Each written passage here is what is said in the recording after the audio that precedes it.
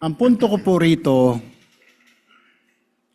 kasi napapansin ko po ilang araw na nagagamit po natin ang impeachment court, ang oras po ng impeachment court sa pagpapaliwanag. Naintindihan ko po ang posisyon ng aking kaibigan, si Senador Robin Padilla, yung kanya pong frustrations.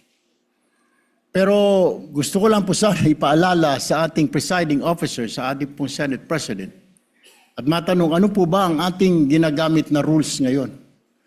Pwede po ba yung mga problema po labas sa impeachment court na ito o labas sa kaso ng Vice President ay dadalhin natin dito?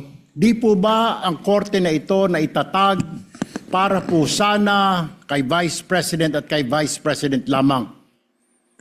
Mga ebidensya, mga testimonya, mga pahayag patungkol lamang po sana sa impeachment ng Vice President.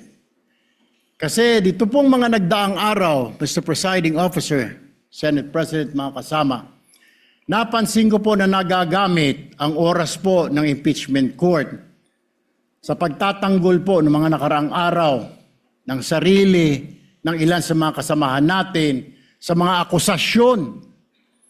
This is not the right forum and the right venue and not the right time to explain your situation. Kung gusto po ninyong mag-eksplika ng inyong mga saloobin, problema, maaari naman po ninyong gawin yan sa labas po ng oras ng impeachment court. Maaari pong sa press conference, nandyan naman po ang Senate media. Anytime po, nandoon sila sa Senate briefing room, press briefing room.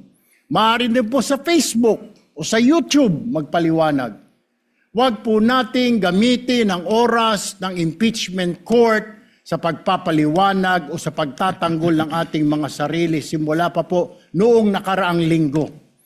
Because the time we waste here to defend ourselves, defend what we believe or what have you, is an injustice to the Vice President.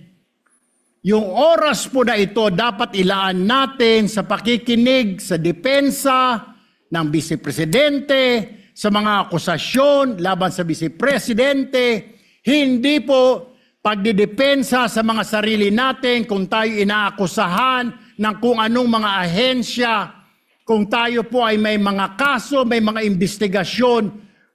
This is not the right forum, Mr. Presiding Officer, Mr. President, Senate President. This is not the right place. This court was established, was created, the impeachment court, for the Vice President and Vice President only.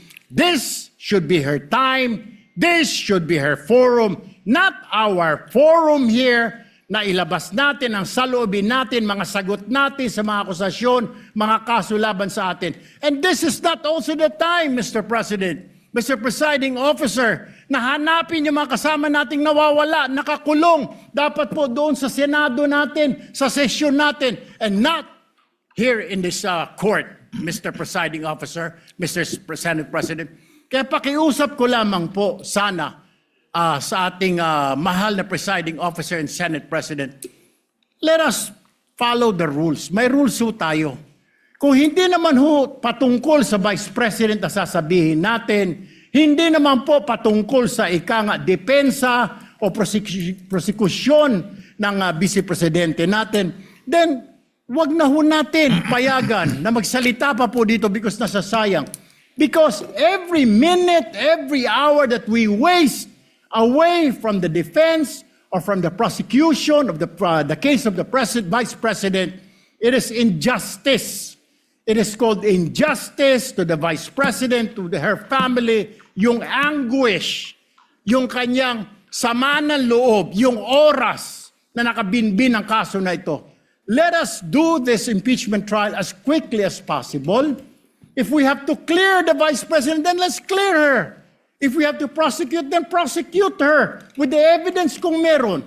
not waste our time kung ano-ano sinasabi natin dito to protect ourselves, to defend ourselves. This is not the right forum, Mr. Presiding Officer. Kindly wind up, Mr. Senate Senator Judge President. Erwin Tulfo. This is not the right forum for us to defend ourselves. Bring it somewhere else. Bring it to the press. Bring it to the social media, but not here. Thank you, Mr. President.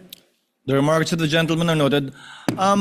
Earlier, Senator Judge Allen asked to be recognized. Are you yielding in favor of Senator Judge Padilla? And thereafter, Senator Judge